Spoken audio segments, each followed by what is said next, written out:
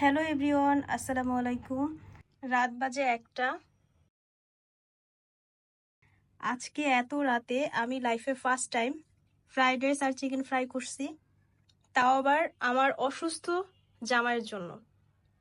শুধুমাত্র তার রুচি ফেরানোর জন্য এত কষ্ট করে এত রাতে এই ফার্স্ট টাইম আমি রান্না করেছি। এখন তার মুখ থেকেই শোনা যাক খাবারের টেস্টটা কেমন হয়েছে। দাও, খাবারের রিভিউ তুমি দাও, কেমন হয়েছে? এক কথায় অসাধারণ। অসংখ্য ধন্যবাদ তোমাকে এত রাতে আমার অসুস্থতার কথা চিন্তা করে এত ভালো একটা খাবার পরিবেশন করার জন্য। Thank you.